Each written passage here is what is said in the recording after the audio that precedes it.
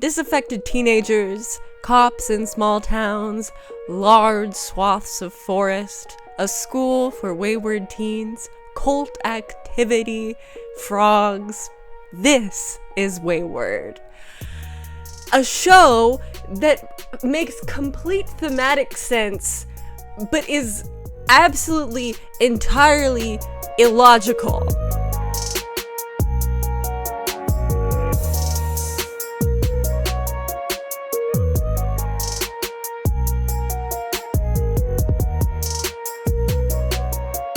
Okay, so for those of you who don't know, Wayward is an 8-episode Netflix series created and starring non-binary comedian and writer Mae Martin. Martin plays Alex, a trans man who moves to the town of Tall Pines with his pregnant partner, Laura. They are gifted a beautiful house by Evelyn. Evelyn is this rich woman in the town who runs Tall Pines Academy, a sort of correctional school for wayward youth.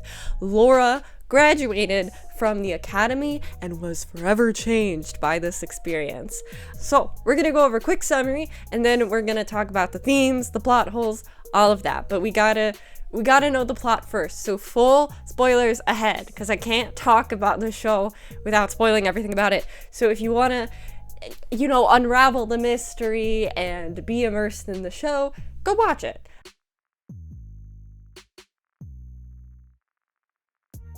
Evelyn and the town of Tall Pines have this very hippy-dippy mentality. The show is set in 2003, and yet everyone seems to be very politically forward for being in a small town in Vermont. But what you come to realize is that their version of the 70s is more Manson than it is free love and political activism.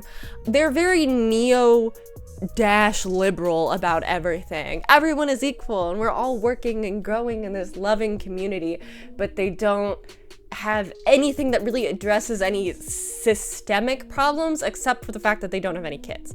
But we'll get to that later. Anyways, Alex joins the police force and stumbles into a kid from Tall Pines Academy.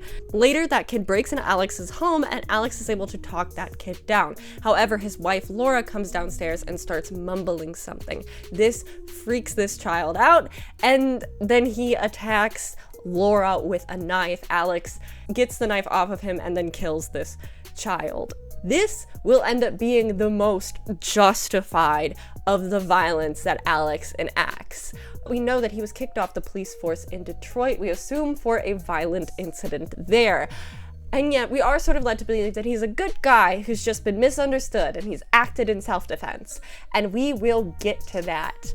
As Alex is settling into Vermont, our perspective moves to Canada, where best friends Layla and Abby are becoming burnouts, who do drugs and skip classes and have grand dreams of leaving this life behind and going to California. Layla is struggling to cope with the death of her sister, and Abby, her best friend, who is this quiet nerd, has kind of taken to being Layla's lifeline and has started falling into this path of drugs and depression with her. A guidance counselor at the school tells Layla that she needs to go to Tall Pines. The guidance counselor is a graduate from Tall Pines, and we kind of get the sense that some of the graduates are thrust out into the world to get more kids to go to the school and to keep the ecosystem kind of going. However, Layla's mom cannot afford Tall Pines, but Abby's parents can, and after Abby tells off her parents in the middle of entertaining guests, they decide to enroll her in Tall Pines Academy. The protocol for being taken to Tall Pines Academy is to be kidnapped in the middle of the night from your bed while your parents are watching you and thrown in a van without any idea of where you're being taken. Layla decides to find her way down to Tall Pines and break into the school to save Abby. She is aided in her quest by Abby's sister, who gives her money for her drive there.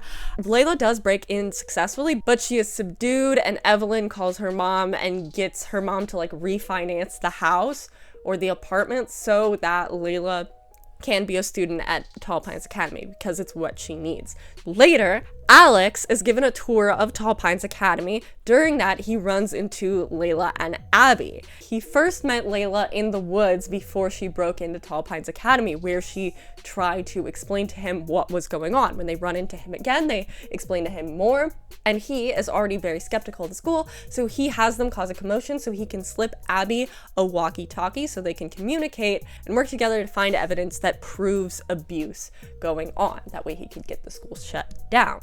At the school, Abby and Layla try to stick together, but Evelyn keeps taking Layla away for special therapies and things, so Abby predominantly has to work by herself to come up with a plan. Abby befriends Rory, who's a pathological liar, who helps her with his plan to escape. This is a part of the show I actually really enjoyed. I have known like 2 people in my life who were big liars, but who were very good and decent people, and so I liked that they had a character who needed to lie, and they explained that he needed to lie to like feel good about himself, and it wasn't done out of malice, and there was a reason why he was doing it, and he was still able to form good relationships and friendships, and Abby was still, you know, able to be his friend. Anyways, Tall Pines Academy works to destroy the kids' psyche in a few ways.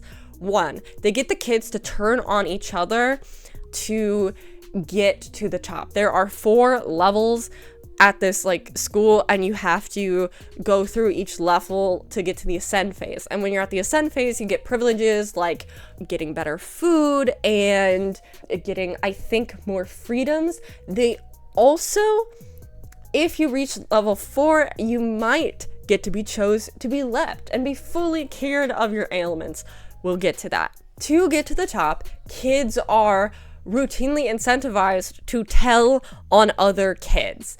And so if a kid does something wrong, like they don't keep their space clean or they do something in trouble, you can get rewarded and you can get further to the top if you tell on someone else who will basically end up getting a special therapy or being tortured, but you're incentivized to do so because it's kind of been clear, if you lie and if someone finds out that you lie or you aided someone, you will get hurt too.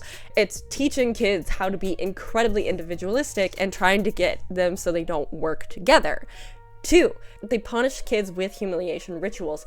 They have a group therapy where the kids have to insult each other and air each other's dirty laundry and pathologize what everyone does. They also will try to tear you apart from anyone you work with by showing you their worst traits. They do this through humiliation rituals in the classroom. 3, no one is allowed to touch each other. Not like a nice pat, a high five, nothing. It's not a no sex rule, it's a no comfort in your fellow man rule. 4, they humiliate the students and they make them feel like they are deeply flawed and gross, but then they tell them that they are a bad person because of what other people did to them. It's the people you are connected to's fault. And if you sever your connections from other people, you won't be a gross, awful, disgusting person anymore.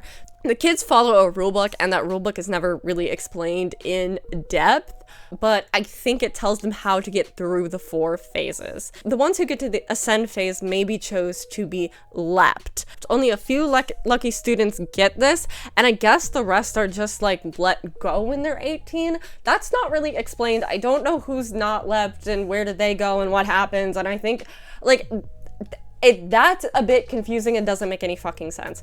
Abby witnesses her roommate, who is kind of a sadist and loves to use the rules to harm people, go through the leap. When the leap is over, Abby's roommate Stacy is a completely different person. She's so calm and she's not as sadistic, except when she kills Daniel, who's another student. And I haven't figured that one out yet. I think it's because he hurts Rabbit and she loves Rabbit, even though the leap is supposed to sever your connection from everyone else.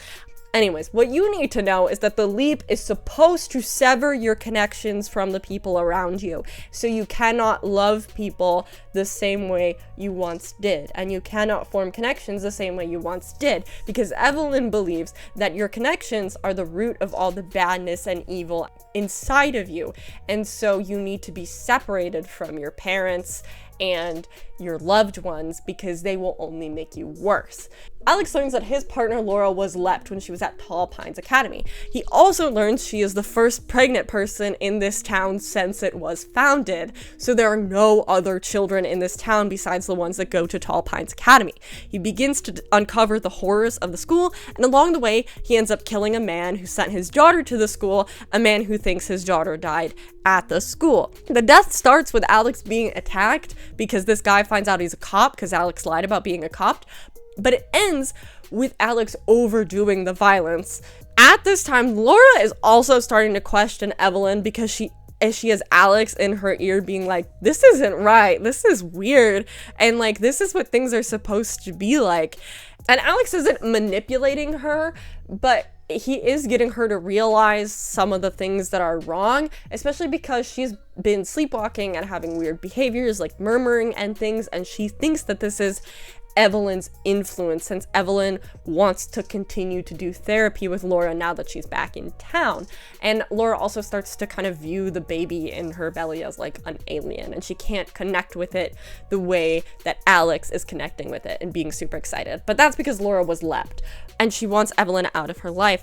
Evelyn is kind of a mother figure to Laura, who is into very spiritual things and starts pursuing her spiritual practice on people in the town, going through psychotherapies with them and having them connect to their bodies and stuff like that. And all the things she does is really similar to what Evelyn does at Tall Pines Academy. And the adults in the town who all graduated from Tall Pines Academy really like what Laura's going on. And they also kind of see Laura as like a Messiah Mary figure because she's going to have the first child born in this town in a very long time. So Laura has sort of become Evelyn's accidental protege. Speaking of proteges, back at Tall Pines Academy, Evelyn has decided to make Layla her new favorite student, because Layla gets the students riled up to basically perform a takeover, an insurrection of Tall Pines Academy. And she's seen as really cool by the students because she's the first student to ever break in instead of break out of the school, because she wanted to save her friends so bad. She shuts the school down and does a full lock-in after like one of those group shit on everyone sessions that they have goes wrong. We also learn during that Daniel, who has not at this point been killed by Stacy, I just threw that in earlier. We also learned that Daniel, who is the student who is seen as very violent, was not violent before he entered Tall Pines Academy, but through the therapies he had, he was convinced he was violent for everything he did, because Evelyn in these therapies goes into your memories and makes you think you committed a horrible atrocity and deserve to be here. And given the nature of Daniel's trauma and the reason he was sent to that school, he is convinced that he was very violent. And a lot of violence is inflicted upon him as he tries to get out and also tries to tell people that they're wrong and what is happening to him isn't what should be happening. And the way his memories have been fucked with make him more violent. And it's really fucking depressing. The same sort of memory messing with happens to Layla, and she is convinced that she did kill her sister. We don't know what is true, but Evelyn has decided the truth is Layla killed her sister. So all the other kids who had a role in the insurrection are thrown out into the wilderness and killed to survive, and whoever gets to the top of this mountain first gets to go. They get to leave, since that's what they want to do so much anyways. They're each given a backpack and water. Rory and Abby team up to climb up the hill, but their packs are stolen by another student named Alexandra. They survive the night by running into Daniel's camp. Daniel went to a wilderness camp for 3 months where he was basically stuck in the woods, so he knows how to build a fire, and he catches them a rabbit, and they're able to eat and have water. Daniel leaves before they wake up, and that's where he goes and gets killed by Stacy. Anyways, when they wake up, they see that this young kid, Marty, has been following him, so they take Marty on to be with their gang. And as they climb up the hill, they run into Alexandra, who has fallen and broken her foot. Abby chooses to leave Alexandra behind, even though Rory doesn't want to, because Abby is upset that Alexandra stole from them and doesn't trust her even though she's injured. She thinks it's another trap because Abby has spent most of her life following other people and excusing their bad actions. As they get up the hill, Marty runs away from Abby and Rory so he can get to the hill before they can. Abby and Rory continue on, but Rory suffers an asthma attack and he tells Abby to go on without him. But Abby doesn't. She drags Rory all the way up to the mountain because she doesn't want him to be left behind and she wants to get there together. So she sacrifices her opportunity to leave just to make sure he can get there and then to also presumably tell them what happened to Alexandra at the base of the woods so she can be gotten. This experience didn't separate them the way the adults thought it would, because for those who survived, they're just happy they survived, and they survived because they relied on each other. They couldn't do it alone. You probably didn't need to know all of that since it's from one episode and I've been going really quick through this. I wanted to bring up this moment because it's literally about climbing that metaphorical mountain and getting to the top. And I think we're all told you have to get to the top alone. You have to do it alone. But this episode kind of proves that to get to the top, you have to do it with other people. When they get back, they find out a new group is going to be leapt, including Layla, which I don't know what happened to all the other phases, but it doesn't really matter. So Abby plans to get her, Layla, and Rory out before this can happen. She gets batteries from Layla. With the batteries, she's able to get the walkie-talkie working and get Alex to bring her supplies for her escape. Most importantly, stamps, and Alex promises to leave his vehicle as a getaway car so they don't have to escape fully on foot. Before this happens, Abby and Layla are forced to have one of those mediated yell at each other sessions with Evelyn. Evelyn gets Layla to basically say, Abby, you think you're better than me and you need me to be fucked up so you can be happy because you compare yourself to me. And that's actually really gross of you. And so Layla is doing that thing where she's like, I messed up because of my connections with other people and other people are making me bad. And yeah, I messed up, but it's their fault. This gets Abby to yell at Layla, who's profoundly hurt by this. However, the next day, Abby goes and apologizes for everything she said to Layla. And Abby says, no, I am fucked up just like you. And it's my own fault. It's not your fault. But Layla says, yeah, but I'm so messed up. And my mess up is worse than your mess ups. I might have killed my sister. But Abby says, okay, then I'm best friends with someone who killed her sister. You are my best friend, and I love you, and I'm connected to you, and I don't care how messed up you are. Because one of the things this academy does is it convinces you that you are messed up, and no one can love you the way that you are, and the people who are connected to you are the people who messed you up. So Abby showing Layla, no, I still care about you. I don't care that you're messed up with that. I don't see our connection as a rotten thing. And that's something that's really important because that's how Abby sees everyone there. Everyone at this place is a little messed up, but Abby sees their connections as something strong. She doesn't see everyone as people to avoid. She sees everyone as someone to befriend or understand. She might think that some people are crazy, but in the end, she always does the right thing by them. Anyways, we're on to basically the end now. So, Layla chooses to stay in Tall Pines. Evelyn's therapy worked and Layla doesn't want to feel bad anymore. She wants a life and she wants a home and she didn't have that back home. And Abby, who has followed Layla this whole time, is like, I gotta go. Like, I know I have to go. And then she and Rory get surrounded by the town who realize they've escaped. And Rory sacrifices himself to save Abby. So Abby and Alex's dog Toast leave Tall Pines behind. Evelyn sees her grip on Laura is slipping, so she's like, I gotta leap Alex. And then he'll stop all of this stuff because he won't be connected to his child or like his wife, and he won't love them in this way that makes him want to be this fierce protector. In fact, this is exactly what she says to him verbatim. It must be strange to search for yourself your whole life, only to realize you are a violent cliche. How many people do you have to hurt before self-defense feels like a hollow refrain? I know you think you love Laura, but you don't. You don't even know her. You love the idea of her because it makes you feel like a real man. Your fantasy of a nuclear family. She's not capable of it. Alex is a real man, and she's being transphobic. But Alex is the most affirmed in his gender when he is fulfilling the patriarchal role of being a man. She says to Alex, you're violent because of how your parents treated you, and so you'll be severed from them, and then you'll be severed from your child, but that will be okay. It will be better because you won't pass that, like, violence on to him. So yeah, he's about to get leapt, but then Rabbit, who is really upset with Evelyn because Rabbit wanted to be Stacy's caregiver, in such an unexplored subplot that I don't fully get. Then Alex is like, okay, let me get in on that. I will drug her even more, so hopefully she'll die, even though she's already subdued.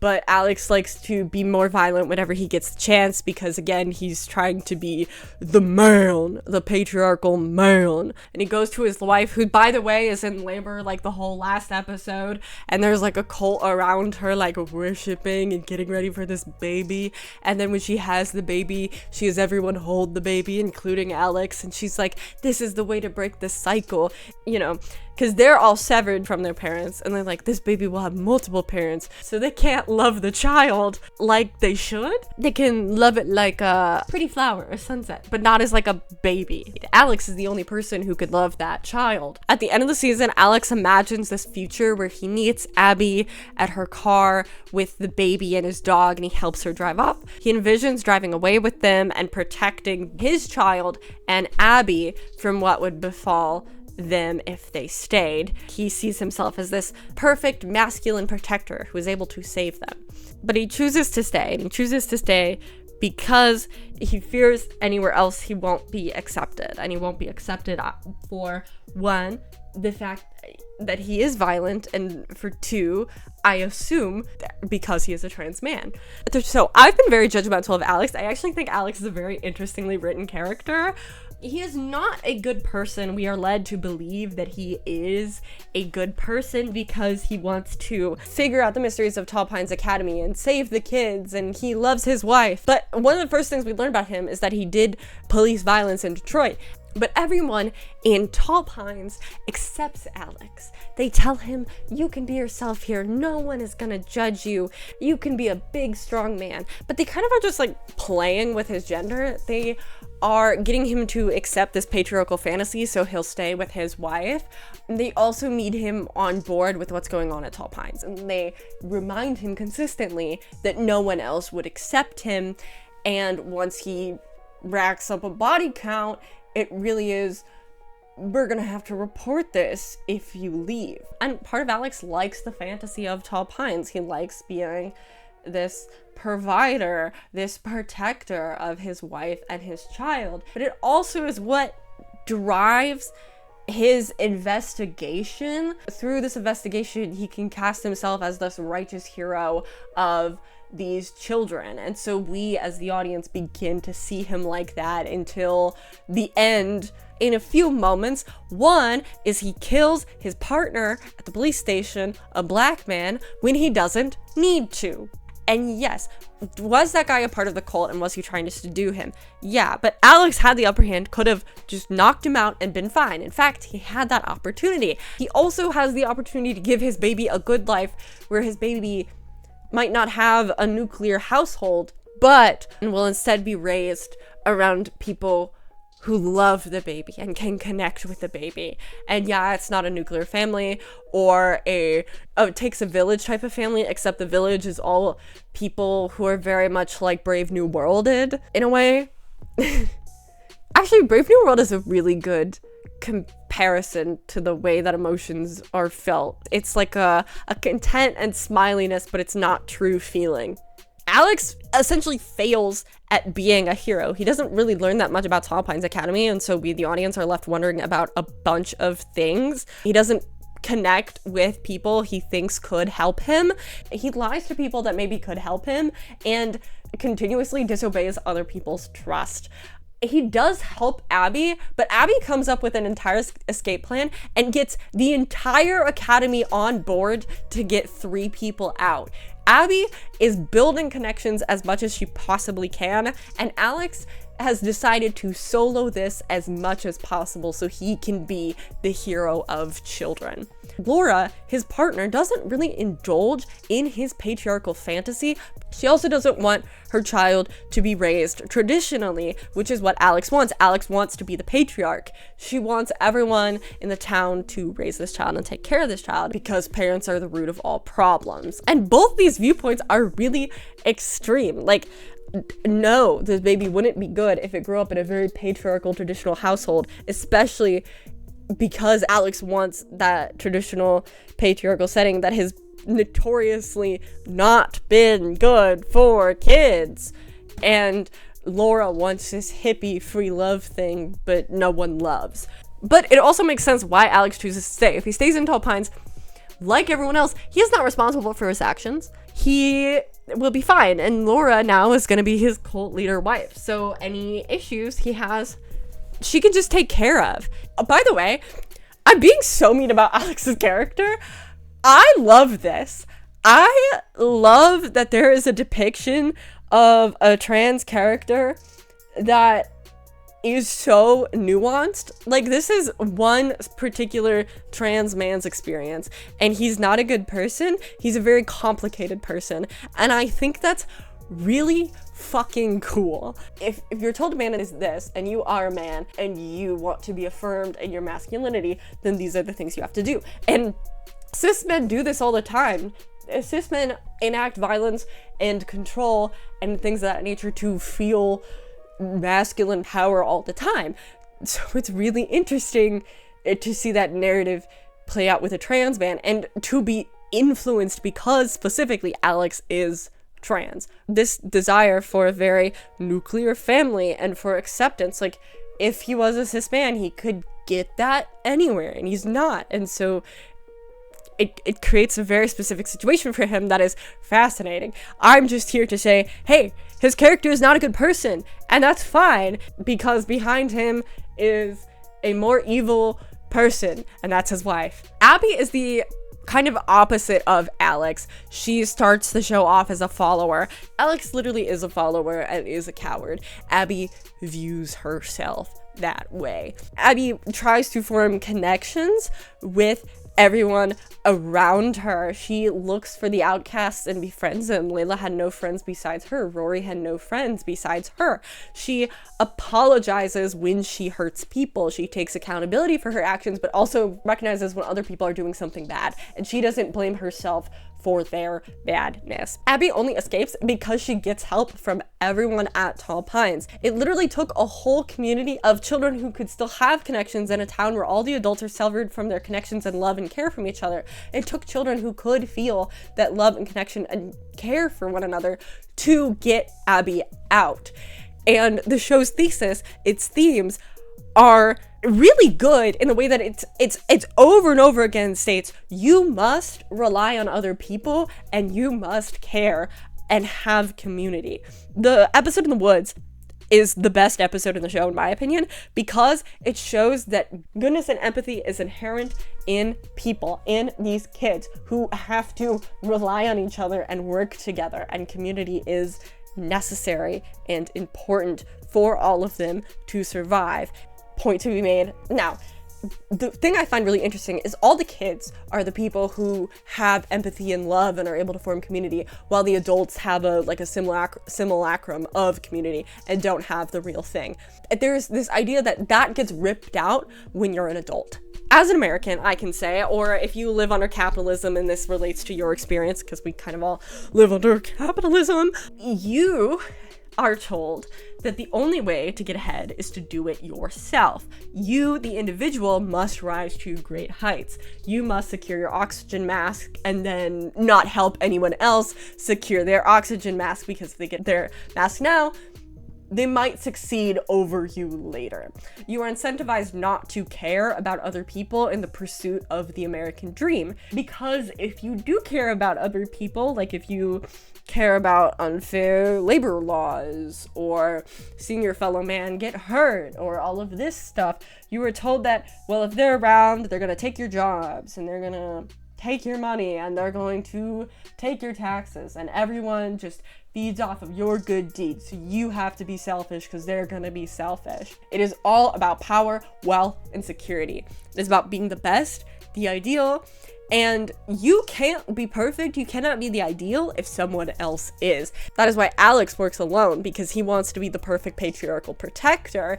He can't live the fantasy of the American dream if he works with someone else, which is why he spends so much of his work and what he's doing separate from his wife. And when we don't help each other, capitalism and patriarchy wins.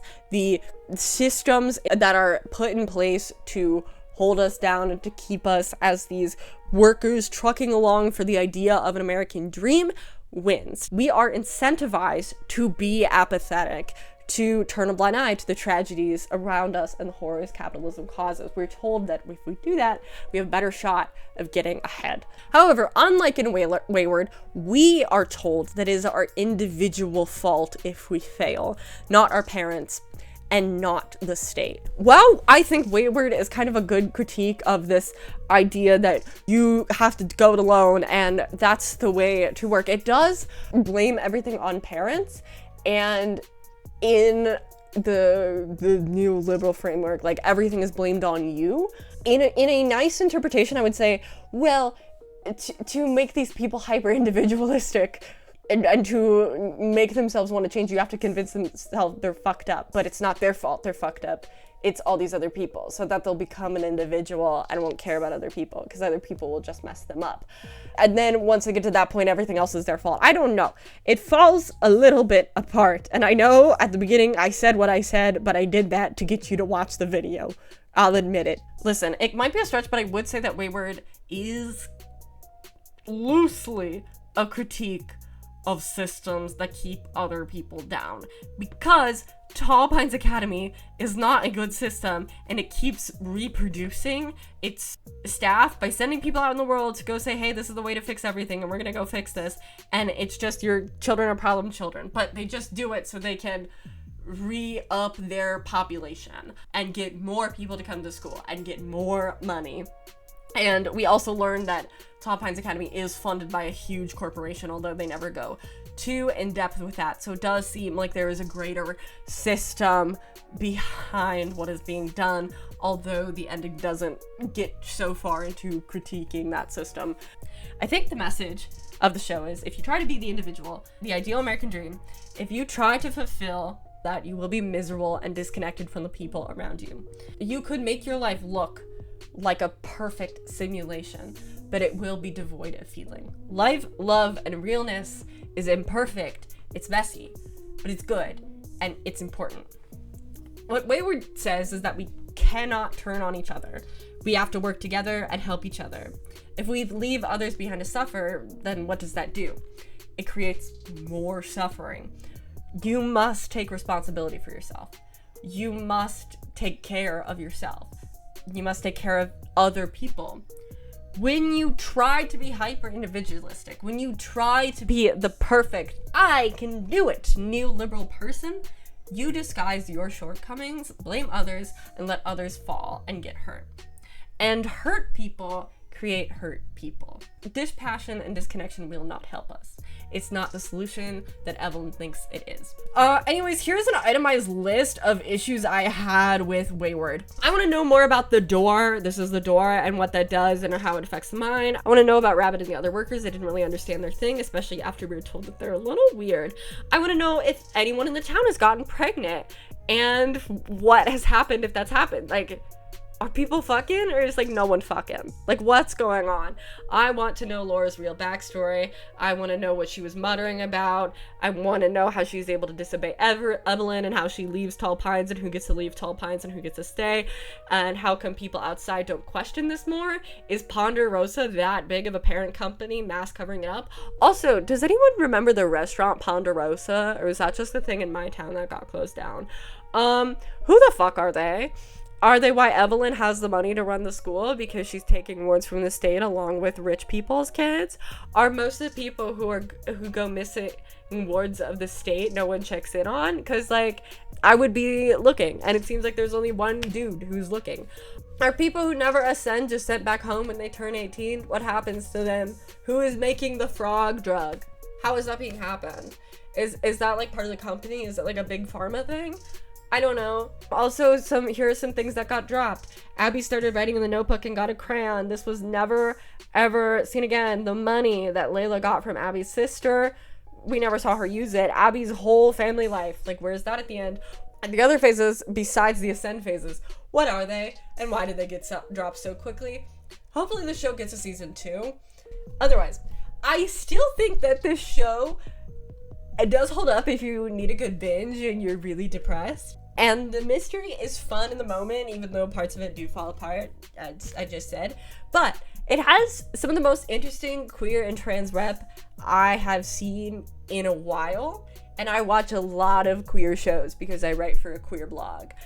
I've never quite seen a show like this about a trans man. And I don't know, I just appreciate that Mae Martin was like, I'm gonna give you a man so flawed and a story so messy. And I love a flawed man show. That's why I've been binging House of Guinness. Anyways, thank you so much for watching. Make sure to subscribe or unsubscribe. You are legally required to do one or the other. So I do get you for like a little bit of time. But if you just click on my next video when it comes out, then you're allowed to unsubscribe again. If you make it to the end. For the life of me, the watch time on these is so bad and it's disheartening. But that's okay, because I watch them and they're for me. In the pines, where the sun never shines, and I shivered when the cold wind